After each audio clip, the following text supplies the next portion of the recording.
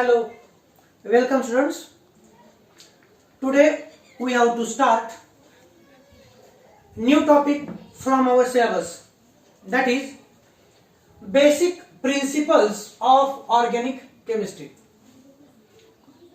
Up to this point in a previous lecture we studied about some basic or fundamental concepts in chemistry, but today we have to start new topic from our syllabus. Okay, before starting the topic I would like to ask you, what is the meaning of chemistry?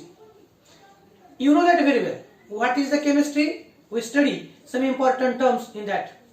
What is the definition of chemistry? If I am telling to you that this is a matter in this bottle, this is an ink bottle, in this bottle it is a ink. What is it? Ink. So ink is organic compound. Ink is organic compound. Okay, we can say that it is a matter. What is this? It is matter.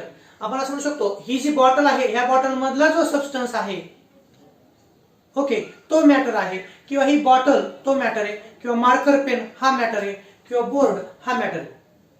Matter म्हणजे काय?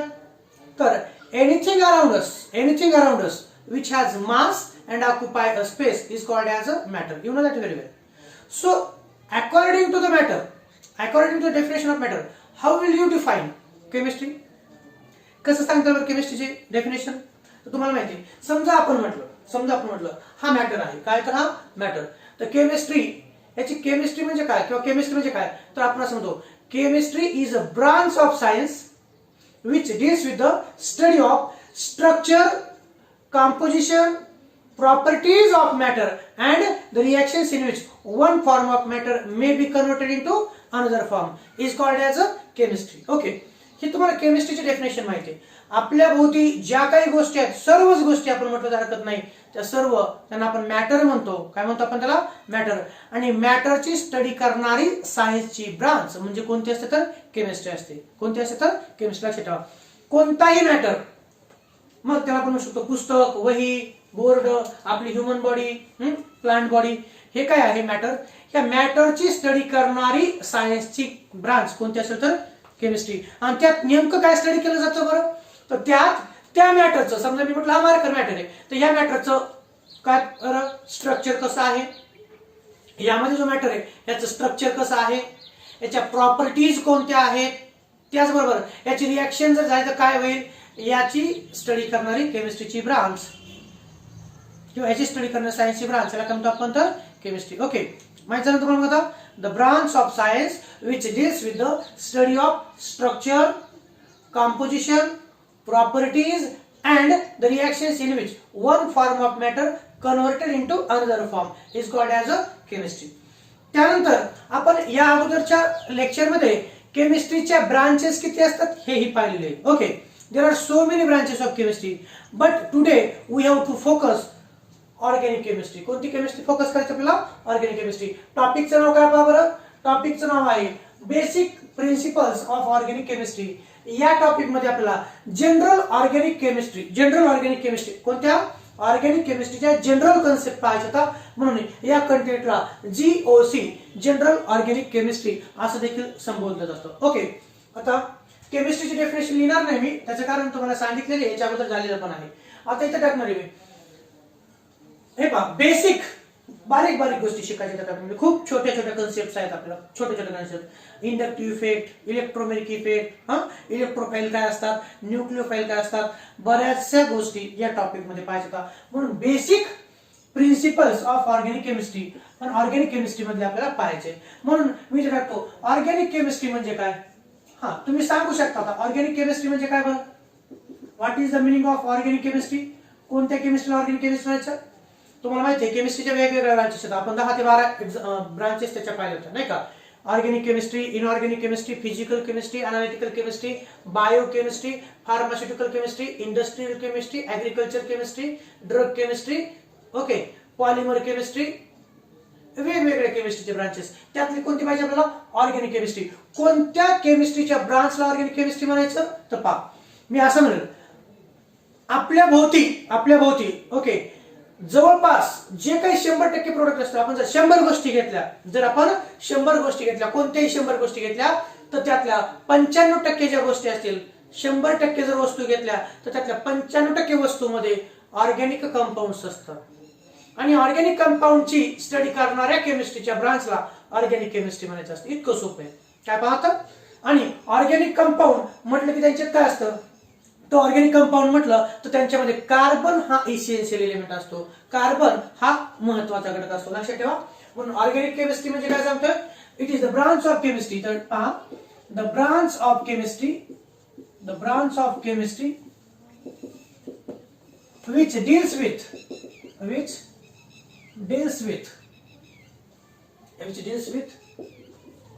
the study of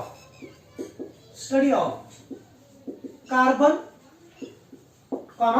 carbon containing compounds, carbon containing compounds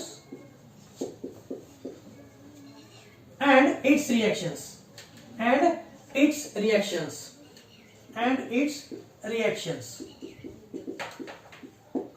okay, these are called organic chemistry. तिला काय म्हणतो आपण? तर organic chemistry असं म्हणतो. एकदा डेफिनेशन वाचा. डेफिनेशन तुम्ही दुसऱ्या वेगळ्या पद्धतीने देखील लिहू शकता. काय केमिस्ट्री, ऑर्गॅनिक केमिस्ट्री डेफिनेशन? आता मी असं म्हणेल की समजा पहा, आपण असं एक्झाम्पल घेतलं, हा मिथेन आहे. हा काय? तर मिथेन. इथं खाली घेतो. चला, हा मिथेन आहे.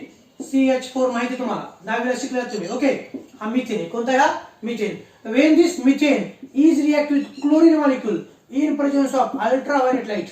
Okay, when this methane is react with chlorine molecule in presence of ultraviolet light, what will happen? Hydrogen atom of methane is replaced by chlorine to form here this compound. Okay, and byproduct replaceable hydrogen and this Cl to produce HCl. Okay, काय तयार होतं? HCl तयार होईल. हा methane आहे. हा काय? तर मिथेन. आणि हा कोणता कंपाऊंड आहे? तर हा आहे मिथिल क्लोराइड. हा कोणता आहे? तर मिथिल क्लोराइड. हा जो मार्कर आहे, हा मार्कर प्लास्टिकचा आहे. प्लास्टिक हे पण ऑर्गॅनिक कंपाऊंड आहे. यामध्ये पण कार्बन ॲटम आहे. तर आपण डेफिनेशन पाहतो ऑर्गॅनिक केमिस्ट्रीची. ऑर्गॅनिक केमिस्ट्री म्हणजे काय? तर the branch of chemistry which deals with the study of carbon containing compound and its reactions. कार्बनचे कंपाऊंड आणि त्याची रिएक्शन्स ची स्टडी करणारी केमिस्ट्रीची ब्रांच म्हणजे काय म्हणतो आपण त्याला? तर ऑर्गॅनिक केमिस्ट्री असं म्हणायचं. तर पहा ना, हा कोणता कंपाऊंड आहे? हा मिथेन. यातला महत्वाचा घटक कोणता आहे? कार्बन. हा मिथेन आहे. मिथेनची रिएक्शन क्लोरीन मॉलिक्यूल सोबत जर झाली तर मिथिल क्लोराइड आणि HCl तयार होतं. ही जी रिएक्शन आहे, या रिएक्शन आपण म्हणतो ऑर्गॅनिक रिएक्शन आहे. कोणती रिएक्शन आहे? Organic reaction. त्याचं कारण काय? यामध्ये ऑर्गॅनिक कंपाऊंड आहे. त्याचं कारण काय? तर ऑर्गॅनिक कंपाऊंड आहे. मिथेन हा कोणता कंपाऊंड आहे? Organic compound. मग सर आम्हाला ऑर्गॅनिक कंपाऊंड नाही समजलं असं म्हणता तुम्ही. तर ऑर्गॅनिक कंपाऊंड म्हणजे काय? The compound which contain carbon as a essential element are called as a organic compound. Okay, तर असं म्हणेल मी की जुन्या काळी 200 वर्षापूर्वी आपण असं म्हणू शकतो की ऑर्गॅनिक कंपाऊंडची डेफिनेशन काय होती? तर जे compound, the compounds which R obtained from living things are called as organic compounds. पण काही असे सायंटिस्ट होऊन गेले की त्यांनी डेफिनेशन मॉडिफाय करण्याचा प्रयत्न केला, म्हणजे शोध लावला की पहा मी काय सांगतो, जुन्या काळी जे कंपाऊंड लिव्हिंग थिंग्स पासून मिळायचे त्या कंपाऊंडला ऑर्गॅनिक कंपाऊंड असं म्हटलं जायचं. पण सायंटिस्ट होलर याने NH4CnO अमोनियम सायनेटचं कन्व्हर्जन युरियामध्ये केलं. याचाच अर्थ असा होतो की जे इनऑर्गॅनिक कंपाऊंड असतात त्यांचं कन्व्हर्जन देखील आपण ऑर्गॅनिक कंपाऊंड्स मध्ये करू शकतो. आणि म्हणून ऑर्गॅनिक कंपाऊंडची डेफिनेशन बदलली होती त्यावेळेस, म्हणजे आता बदललेली आहे. तर ऑर्गॅनिक कंपाऊंडची डेफिनेशन काय? तर ज्या कंपाऊंड्स मध्ये कार्बन हा महत्वाचा घटक असतो त्या कंपाऊंडला ऑर्गॅनिक कंपाऊंड म्हणायचं. आणि ऑर्गॅनिक कंपाऊंडची स्टडी करणाऱ्या केमिस्ट्रीच्या ब्रांचला ऑर्गॅनिक केमिस्ट्री म्हणायचं. दुसरी डेफिनेशन तुम्ही असे म्हणू शकता, the branch of chemistry which deals with the study of organic compounds are called as organic chemistry. Organic compound हे त्यांच्यामध्ये हायड्रोकार्बन्स असतात, त्यांच्यामध्ये हायड्रोजन आणि कार्बन्स असतात. म्हणून मी आणखी एक डेफिनेशन तुम्हाला सांगतो ती अशी, दुसरी डेफिनेशन अशी सांगतोय पहा, ती द ब्रांच ऑफ केमिस्ट्री जी सोपी डेफिनेशन वाटेल तुम्ही लक्षात ठेवू शकता. The branch of chemistry which deals deals with the study of hydrocarbons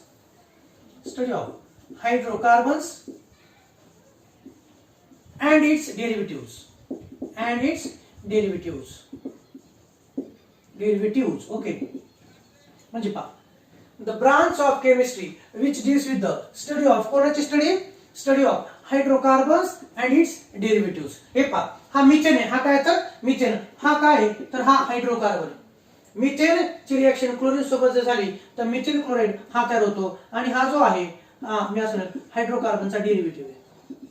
हा काय तर हायड्रोकार्बनचा डेरिव्हेटिव्ह. म्हणजे जी ब्रांच केमिस्ट्रीची जी ब्रांच हायड्रोकार्बन आणि त्यांच्या डेरिव्हेटिव्हची स्टडी करते त्या ब्रांचला काय म्हणायचं असतं, ऑर्गॅनिक केमिस्ट्री असं म्हणायचं असतं. ओके, इथपर्यंत काय अडचण? ठीक आहे. कार्बन कंटेनिंग कंपाऊंड्सला ऑर्गॅनिक कंपाऊंड आणि ऑर्गॅनिक कंपाऊंडची स्टडी करणाऱ्या ब्रांचला केमिस्ट्रीच्या ऑर्गॅनिक केमिस्ट्री असं म्हणायचं. त्याचं सांगण्यासारखं भरपूर काही आहे, पण आपल्या कन्सेप्ट नुसार आपण पुढे जाऊया. Okay, organic chemistry. आता त्यानंतर हा जर पॉइंट तुमचा क्लिअर झाला, ऑर्गॅनिक केमिस्ट्री म्हणजे काय. ओके, कोणतं ऑर्गॅनिक केमिस्ट्री म्हणजे काय आता तुमच्या लक्षात आहे, ही एक डेफिनेशन किंवा ही एक डेफिनेशन लक्षात ठेवायची. सोपी जी डेफिनेशन तुम्हाला वाटते ती लक्षात ठेवा. कोणती डेफिनेशन पहा बरं. The branch of chemistry which deals with the study of hydrocarbon and its derivatives and its reactions are called as a organic chemistry. त्यानंतर पुढचा पॉइंट जो येतो तो आहे ऑर्गॅनिक कंपाऊंडच्या बाबतीत. ज्या ज्यावेळेस ऑर्गॅनिक केमिस्ट्री हा शब्द येतो, ज्या ज्यावेळेस ही ब्रांच येते त्यावेळेस ऑर्गॅनिक कंपाऊंड येणार. ऑर्गॅनिक कंपाऊंड मुळेच ऑर्गॅनिक केमिस्ट्री हा शब्द पुढे अस्तित्वात आलेला आहे. आता आपण पाहूया ऑर्गॅनिक कंपाऊंड्स काय असतात आणि त्यांचं दैनंदिन जीवनामध्ये काय महत्व असतं. मी तुम्हाला आता थोड्या वेळापूर्वी म्हणलं की आपल्या भोवतीच्या जर आपण 100 वस्तू गोळा केल्या तर त्या 100 वस्तूपैकी 95 वस्तू ह्या कार्बननं तयार झालेल्या असतात, म्हणजे ते ऑर्गॅनिक कंपाऊंड्स असतात. एक्झाम्पल सांगायचं म्हणलं तर हा जो बोर्ड आहे हा प्लास्टिक, एक विशेष प्रकारच्या प्लास्टिक पासून तयार झाला. ते प्लास्टिक म्हणजे कार्बन कंटेनिंग ऑर्गॅनिक कंपाऊंड आहे. हे duster carbon containing organic compound. हा मार्कर पेन ऑर्गॅनिक कंपाऊंड. त्याच्यामध्ये असलेले इंक, त्याच्यात टोलिन असतं, अल्कोहोल असतं, ते ऑर्गॅनिक कंपाऊंड झालं. ओके, म्हणजे जवळपास आपली ह्युमन बॉडी, आपली जर बॉडी विचार केला आपण तर आपल्या बॉडीमध्ये प्रोटीन्स असतात ऑर्गॅनिक कंपाऊंड, न्यूक्लिक ऍसिड्स असतात ऑर्गॅनिक कंपाऊंड. लक्षात घ्या काय म्हणतो मी तुम्हाला सांगतोय की proteins carbon containing nitrogen containing organic compound होतं. प्रोटीन्स असतात बॉडीमध्ये ऑर्गॅनिक कंपाऊंड. डीएनए तुम्हाला माहिती आहे ते nucleic acids, DNA RNA nucleic acids organic compounds. आपण जे काही व्हिटॅमिन्स घेतो ते organic compounds, vitamin A D E K P नाही का, तर ते ऑर्गॅनिक कंपाऊंड्स असतात. आपण चपाती खातो कार्बोहायड्रेट्स ऑर्गॅनिक कंपाऊंड. आपण भाजी खातो त्यामध्ये ऑर्गॅनिक कंपाऊंड्स. म्हणून तुम्हाला म्हटलं की 100 वस्तू जर आपण गोळा केल्या किंवा अवतीभोवतीचे 100 पदार्थ आपण जर गोळा केले तर 95% हे जे पदार्थ असतात तर हे कशापासून तयार झाले असतात तर कार्बन पासून तयार झाले असतात, ऑर्गॅनिक कंपाऊंड पासून तयार झालेले असतात. म्हणून पुढचा पॉइंट पाहायचा आपल्याला organic compound and it's importance. Organic compound and it's importance. Okay, पाहायचं. आणि हे लक्षात ठेवा, मिथेन हा हायड्रोकार्बन आहे आणि मिथेनची रिएक्शन क्लोरीन सोबत झाली तर मिथिल क्लोराइड हा तयार होतो. हा हायड्रोजन म्हणजे HC म्हणजे काय तर हायड्रोकार्बनचा डेरिव्हेटिव्ह. HC म्हणजे काय हायड्रोकार्बन, शॉर्टकट हायड्रोकार्बनचा हा डेरिव्हेटिव्ह मिथिल क्लोराइड. हायड्रोकार्बन आणि त्यांच्या डेरिव्हेटिव्हची स्टडी करणारी केमिस्ट्रीची ब्रांच म्हणजे कोणती असेल तर ऑर्गॅनिक केमिस्ट्री असणार आहे. आता आपण पुढचा पॉइंट पाहूया तो म्हणजे ऑर्गॅनिक कंपाऊंड्स विषयी. सॉरी, ऑर्गॅनिक कंपाऊंड्स काय असतात. थोडक्यात ऑर्गॅनिक कंपाऊंडची डेफिनेशन. ऑर्गॅनिक कंपाऊंड आणि त्याचं आपल्याला इम्पॉर्टन्स पाहिजे. ऑर्गॅनिक कंपाऊंड्स पाहू. ओके, तर अगोदर तुम्हाला म्हणले ऑर्गॅनिक कंपाऊंड्स कोणाला म्हणायचं तर बोर्ड ऑर्गॅनिक कंपाऊंड आहे, मार्कर ऑर्गॅनिक कंपाऊंड आहे, आपली बॉडी ऑर्गॅनिक कंपाऊंड आहे, प्लांट बॉडी ऑर्गॅनिक कंपाऊंड आहे. मग ऑर्गॅनिक कंपाऊंड म्हणजे काय, the compounds which are made up of carbon as a essential element are called as a organic compounds. ज्या ज्या कंपाऊंड्स मध्ये कार्बन हा महत्वाचा घटक असतो त्या त्या कंपाऊंडला काय म्हणायचं असतं ऑर्गॅनिक कंपाऊंड्स. चला डेफिनेशन येतो. The compounds which contain carbon as essential element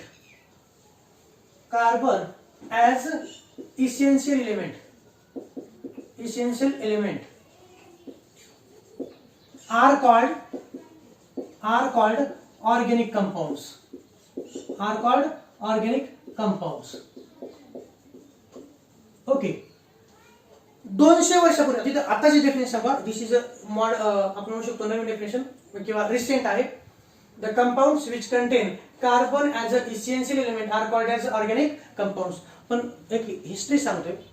आपण जर 200 वर्षापूर्वीचं जर पाहिलं तर 200 वर्षापूर्वी जे काही सायंटिस्ट होते किंवा जे काही लोक होते त्यांनी असा अनुमान काढला होता की निसर्गामधून जे काही समजा आपण म्हणतो सजीव निर्जीव तसं ज्या सजीव वस्तूपासून किंवा the compounds which are obtained from living things that time are called as organic compounds. त्यांना काय म्हणायचं ऑर्गॅनिक कंपाऊंड्स. तुम्ही मग काय जसं की बा आता आपण ताप आला किंवा डोकं दुखायला लागलं की मेडिकल स्टोअरवरती जातो.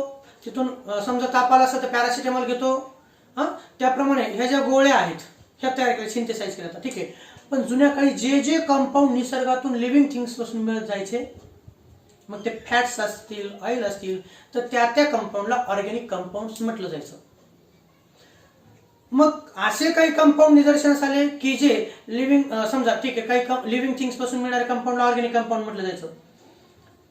ओके.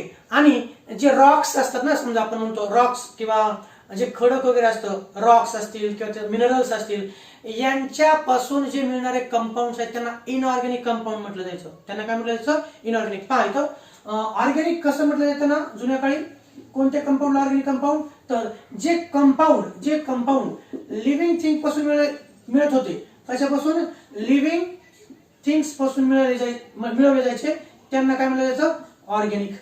त्यांना काय तर ऑर्गॅनिक. मग तुम्ही म्हणता सर लिव्हिंग थिंग्स कोणत्या तर मी म्हणेल प्लांट्स पासून. ओके. प्लांट्स पासून किंवा ॲनिमल्स पासून. ओके. ॲनिमल्स पासून किंवा आपण म्हणू शकतो मायक्रो ऑर्गॅनिझम पासून यांच्यापासून प्लांट ॲनिमल मायक्रो ऑर्गॅनिझम यांच्यापासून जे सबस्टन्सेस मिळवले जायचे त्यांच्यामध्ये कार्बन हा महत्वाचा घटक होता म्हणून त्यांना किंवा आपण म्हणू शकतो प्लांट ॲनिमल मायक्रो ऑर्गॅनिझम यांच्यापासून मिळणाऱ्या सबस्टन्सला ढोबळ मानाने कोणते कंपाऊंड म्हटलं जायचं तर ऑर्गॅनिक कंपाऊंड असं म्हटलं जायचं. ओके. आणि जे कंपाऊंड नॉन लिव्हिंग थिंग्स पासून मिळवले जायचे आता नॉन लिव्हिंग थिंग्स कोणते आपण जर म्हटलं Roxx. Okay. Roxx minerals. Okay. हे जे कंपाऊंड होतं दिस कंपाऊंड जसे की आपण म्हणतो दगड. ओके. वाळू वगैरे जे तर हे जे कंपाऊंड होतं रॉक्स असतील मिनरल्स हे जे कंपाऊंड होतं यांच्यामध्ये मात्र कार्बन हा महत्वाचा घटक नव्हता किंवा the compounds which were obtained from rocks minerals were called as inorganic compounds.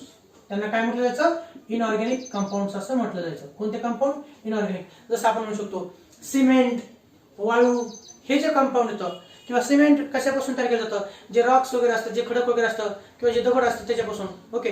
तर दगड माती वगैरे जे ना तर ते कंपाऊंड कोणते होते तर inorganic. The compounds which were obtained from inorganic किंवा non-living things. पहा the compounds which were obtained from non-living things were called as a inorganic compound. त्यांना काय म्हटलं जायचं तर inorganic compound असं म्हटलं जायचं. पण मग त्यांच्यात कार्बन वगैरे नसायचा जसं की यांच्यात कार्बन असायचा आणि यांच्यामध्ये काय कार्बन व्यतिरिक्त सोडून मग त्याच्यामध्ये फॉस्फेट असेल किंवा पुढे सल्फेट असेल किंवा वाळू असेल सिलिका असेल असे कंपाऊंड होते म्हणून या कंपाऊंडला कोणते तर इनऑर्गॅनिक कंपाऊंड असं म्हटलं जायचं.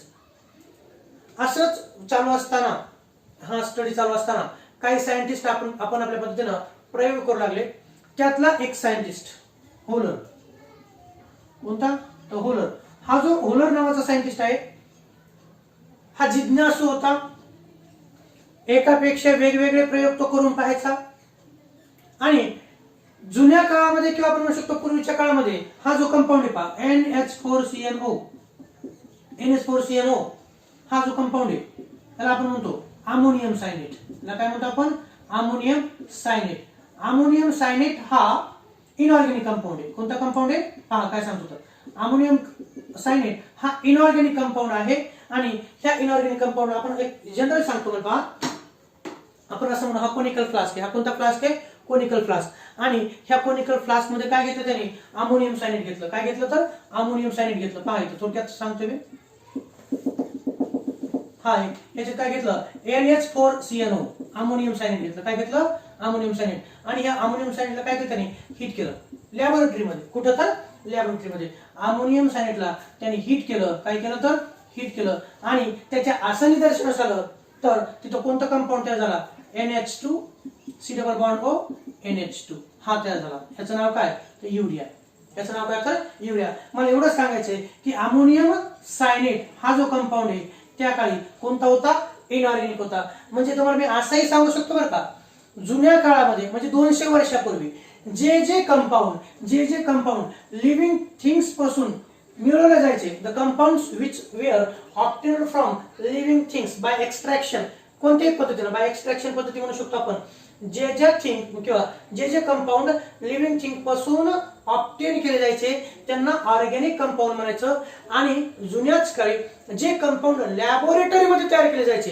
पहा जे कंपाऊंड लॅबोरेटरी मॅनमेड असायचे सोपं हे नॅचरली लिव्हिंग थिंग्स आणि जे कंपाऊंड मॅनमेड असायचे किंवा लॅबोरेटरीमध्ये तयार केले जायचे त्यांना इनऑर्गॅनिक कंपाऊंड म्हटलं जायचं कोणते कंपाऊंड इनऑर्गॅनिक कंपाऊंड किंवा जे आहेत समजा माती असेल दगड असेल यांनाच काय म्हणतो आपण तर इनऑर्गॅनिक कंपाऊंड त्यावेळेस म्हटलं जायचं पण सायंटिस्ट जिज्ञासू सायंटिस्ट कोणता तर होलर नावाचा सायंटिस्ट यांनी काय केलं तर अमोनियम सायनाइड NH4CnO घेतलं आपल्या लॅबोरेटरीमध्ये कोनिकल फ्लास्कमध्ये आणि त्याला काय केलं हीट केलं आणि हीट केल्यानंतर ह्या अमोनियम सायनाइड मध्ये रिअरेंजमेंट होऊन इथं तयार झालं NH2CO NH2 हा जो याचं नाव आहे युरिया माहिती तुम्हाला याचं नाव काय तर युरिया नाव आहे आता एवढं सांगायचंय हा अमोनियम सायनाइड इनऑर्गॅनिक होता त्याला हीट केलं त्याच्यावरती प्रोसेस केली आणि इथं काय तर झाला urea is nothing but organic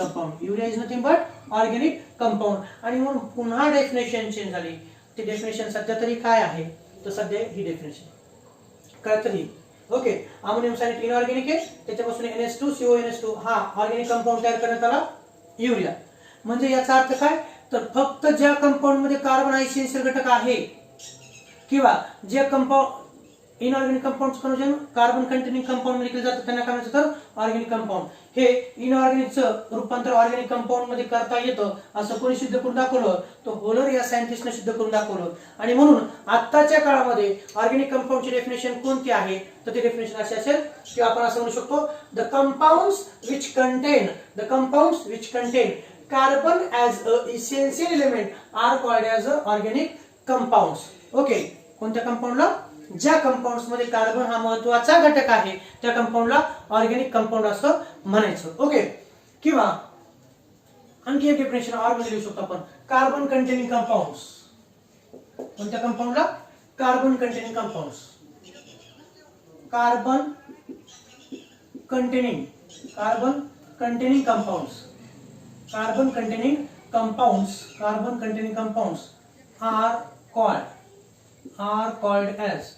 containing compounds are called as organic compounds okay except असं म्हणजे carbon containing compounds are called as organic compounds आता इथं पहा हे मोठे एक्सेप्ट कोणते एक्सेप्ट कार्बोनेट्स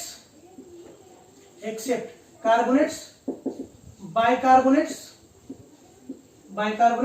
and CO2 ठीक आहे carbon containing compounds are called as organic compounds example देणारच आहे पण एक्सेप्ट काय तर एक्सेप्ट कार्बोनेट बायकार्बोनेट CO2 तर ज्या कंपाऊंड मध्ये कार्बोनेट बायकार्बोनेट CO2 असतो हे मात्र कोणते असतील तर हे इनऑर्गॅनिकच असतील हे कोणते असतील तर इनऑर्गॅनिक आता यांचे एक्झाम्पल देतो ऑर्गॅनिक कंपाऊंडचे एक्झाम्पल कोणते ऑर्गॅनिक कंपाऊंड एक्झाम्पल घ्यायचं म्हटलं तर CH4 कोणता CH4 हा कोणता कंपाऊंड आहे तर हा मिथेन आहे कोणता आहे हा मिथेन एक नंबरचा मिथेन दोन नंबरचा पहा इथे घेतो CH3 CH2OH हा कोणता आहे इथिल अल्कोहोल आहे हा कोणता तर इथिल अल्कोहोल आहे हा कोणता तर इथिल अल्कोहोल तिसरा पहा तिसरा घेतोय तुम्ही C6H6 हा बेंझिन तिसरा कोणता तर हा जो आहे C6H6 हा कोणता कंपाऊंड तर हा benzene compound methane ethyl alcohol आणि बेंझिन हे कोणते कंपाऊंड होतं कार्बन कंटेनिंग कंपाऊंड आहेत या कंपाऊंडला म्हणायचं असतं ऑर्गॅनिक कंपाऊंड्स आणि तुम्ही जर पाहिलं तर या सर्व कंपाऊंड मध्ये महत्त्वाचा घटक कोणता आहे कार्बन आहे कोणता तर कार्बन आहे बेंझिन म्हणजे तुम्हाला माहिती ना C6H6 आहे बेंझिन म्हणजे काय तर C6H6 आहे ओके ऑर्गॅनिक कंपाऊंड्स म्हणजे काय तर carbon containing compounds are called as organic compounds except carbonate, bicarbonate आणि कार्बन डायऑक्साइड. मग त्या कंपाऊंडला कोणते कंपाऊंड म्हणतो? तर त्या कंपाऊंडला आपण इनऑर्गॅनिक कंपाऊंड्स म्हणतो. कोणते कंपाऊंड्स म्हणतो आपण त्यांना? Inorganic compounds. पहा आता एक एक्झाम्पल देऊ. Inorganic compound. इनऑर्गॅनिक कंपाऊंड थोडक्यात इनऑर्गॅनिक कंपाऊंड म्हणजे काय? other than carbon compounds, other than carbon compound are called as a inorganic compound. आणि इथं पहा मुद्दाम एक्झाम्पल घेतो. Na2CO3 NaHCO3 त्याचबरोबर CO2 यांच्यात जरी कार्बन ऍटम असेल तरी हे कोणते? तर हे इनऑर्गॅनिक कंपाऊंड. लक्षात ठेवा हे इनऑर्गॅनिक आहेत. कोणते ते? तर हे इनऑर्गॅनिक येतात. आणि आणखी इनऑर्गॅनिकचे एक्झाम्पल कोणते? NaCl H2O ओके हे झालं. त्याचबरोबर CaCO3 हा सोडियम क्लोराईड, हा वॉटर, हा कॅल्शियम कार्बोनेट असे जे कंपाऊंड येतं ज्यांच्यामध्ये कार्बन हा महत्वाचा घटक नाही त्यांना काय म्हणायचं आपल्याला? इनऑर्गॅनिक कंपाऊंड किंवा the compounds except organic compound are called as a inorganic compounds. Okay थोडक्यात आपल्याला ह्या ऑर्गॅनिक कंपाऊंडचा उपयोग कुठे केला जातो हे सांगतो मी तुम्हाला. की मी असं म्हणेल की आपल्या ज्या आवश्यक गरजा आहेत, ज्या आपल्या आवश्यक गरजा कोणत्या? फूड, क्लॉथ आणि शेल्टर. जर आपण म्हणतो अन्न, वस्त्र, निवारा, अन्न, वस्त्र आणि निवारा ह्या ज्या महत्वाच्या 3 गोष्टी आहेत, ह्या महत्वाच्या 3 गोष्टी सॅटिस्फाय करायच्या असतील तर त्यांच्यासाठी काय लागतं? तर ऑर्गॅनिक कंपाऊंड्सच लागतात. काय लागतात? तर ऑर्गॅनिक कंपाऊंड्स. थोड्या वेळापूर्वी तुम्हाला मी सांगितलं होतं की जर आपण 100 गोष्टी गोळा केल्या किंवा 100 वस्तू जर गोळा केल्या तर 100 पैकी 95 वस्तू ह्या कार्बन कंटेनिंग असतात. कशाच्या असतात? तर कार्बन कंटेनिंगच्या असतात. म्हणून त्यांना ऑर्गॅनिक कंपाऊंड म्हणतो. Without organic compound we can not live. जर आपण सकाळपासून जर विचार केला तर सगळ्याच गोष्टी ह्या ऑर्गॅनिक येतात.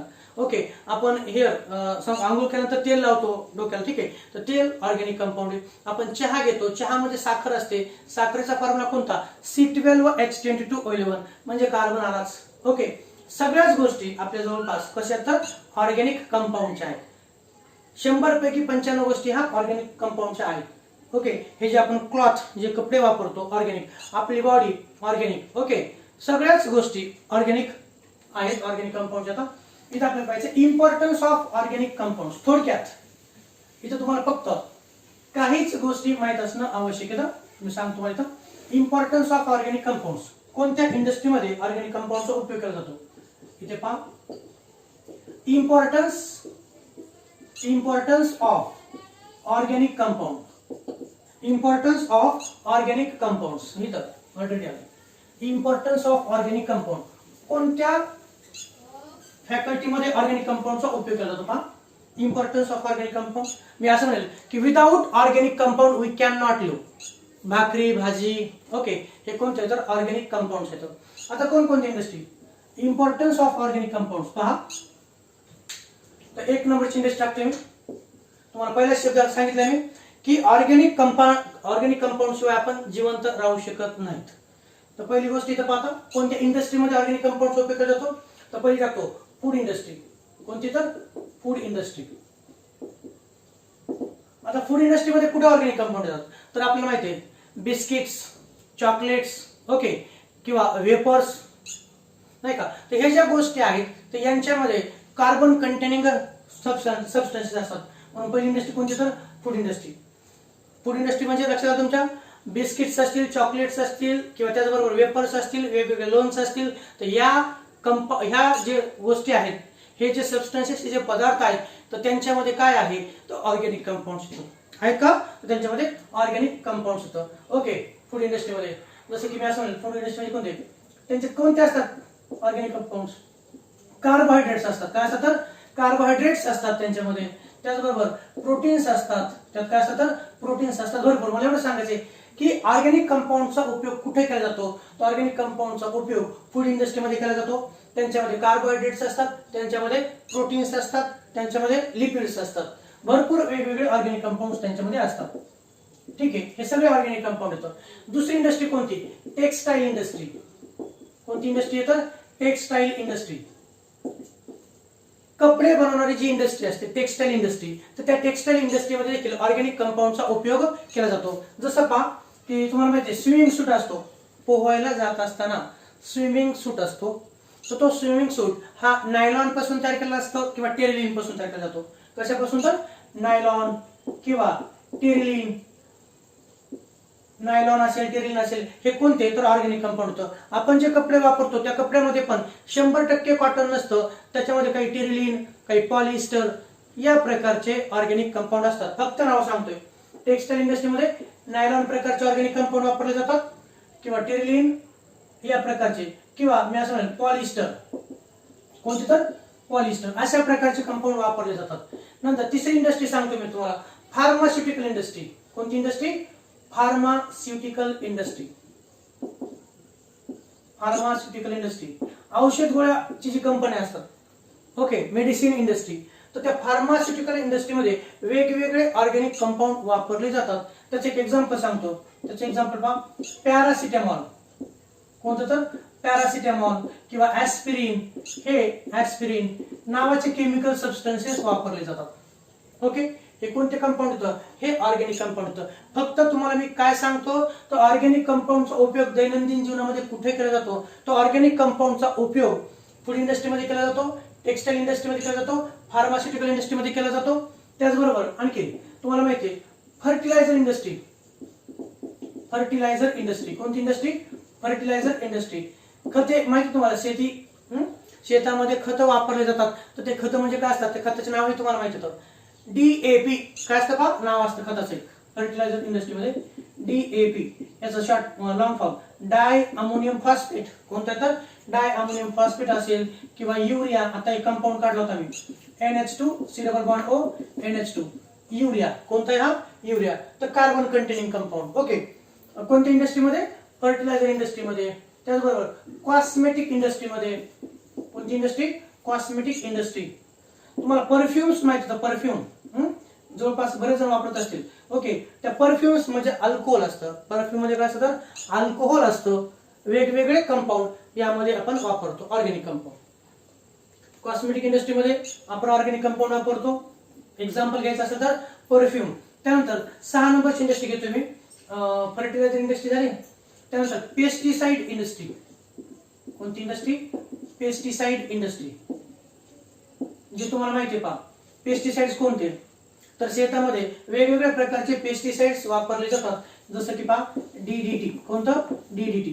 या प्रकारचे केमिकल्स वापरले जातात. कोणत्या इंडस्ट्रीमध्ये? पेस्टिसाइड इंडस्ट्रीमध्ये. तर अशा वेगवेगळ्या इंडस्ट्रीमध्ये ऑर्गॅनिक कंपाऊंड वापरले जातात. कोणती इंडस्ट्री झाली? फूड इंडस्ट्रीमध्ये वापरले जातात ऑर्गॅनिक कंपाऊंड. नंतर टेक्सटाईल इंडस्ट्रीमध्ये, फार्मास्युटिकल इंडस्ट्रीमध्ये, फर्टिलायझर इंडस्ट्रीमध्ये, कॉस्मेटिक इंडस्ट्रीमध्ये, पेस्टिसाइड इंडस्ट्रीमध्ये, या प्रकारच्या इंडस्ट्रीमध्ये. त्याचबरोबर आणखी भरपूर असे इंडस्ट्री आपल्याला सांगता येतील की जिथं हे ऑर्गॅनिक कंपाऊंड्स वापरले जातात. आणखी 7 नंबर टाकतोय, पॉलिमर इंडस्ट्री. कोणती इंडस्ट्री? पॉलिमर. किंवा त्याला असं टाकेल मी, प्लास्टिक इंडस्ट्री. कोणती इंडस्ट्री? तर प्लास्टिक इंडस्ट्री. जे आपण कुकरचं हँडल बार वगैरे तुम्हाला माहिती आहे, तर वेग किंवा खुर्ची वगैरे असते, ते खुर्ची, कुकरचं हँडल बार तयार करण्यासाठी देखील ऑर्गॅनिक कंपाऊंडच वापरला जातो. ओके, फक्त इथे एक्झाम्पल कोणतं? चेअर आपण म्हणू. चेअर तयार करण्यासाठी देखील ऑर्गॅनिक कंपाऊंडचा उपयोग केला जातो. आणि 8 एक घेतोय, रबर इंडस्ट्री. कोणती इंडस्ट्री? Rubber industry. रबर तयार करण्याची इंडस्ट्री असते. त्या रबर तयार करण्याच्या इंडस्ट्रीमध्ये आयसोप्रीन. कोणता? आयसोप्रीन नावाचा ऑर्गॅनिक कंपाऊंड वापरला जातो. आयसोप्रीन वापरून निओप्रीन नावाचं रबर तयार केलं जातं. आणि म्हणून रबर इंडस्ट्रीमध्ये देखील आयसोप्रीन नावाचं केमिकल वापरलं जातं. So these are the industry which are totally depend upon organic compounds. कशावरती? तर ऑर्गॅनिक कंपाऊंड. आणि ऑर्गॅनिक कंपाऊंड म्हणजे काय? तर कार्बन कंटेनिंग कंपाऊंड. ओके, ज्या इंडस्ट्री ऑर्गॅनिक कंपाऊंड वरती डिपेंड आहेत, हे 8 नाव होतं तुम्हाला इथे येतं. यापेक्षा आणखी बरेचसे नाव त्यामध्ये आपल्याला सांगता येतील. जसे की पेस्टिसाइड इंडस्ट्री झालं, फर्टिलायझर इंडस्ट्री हे झालं, food industry, textile industry, pharmaceutical industry, fertiliser industry, cosmetic industry, pesticide industry, plastic industry, rubber industry. नंतर आणखी आपण म्हणू शकतो beverage industry. Beverages okay, alcohol वगैरे जास्त, तर बिव्हरेज इंडस्ट्री, अशा वेगवेगळ्या इंडस्ट्रीमध्ये ह्या ऑर्गॅनिक कंपाऊंडचा उपयोग केला जातो. ओके, आज पुरतं एवढंच. ठीक आहे. बाकीचा पार्ट जो आहे characteristics of organic compound we will see in next lecture. Thank you.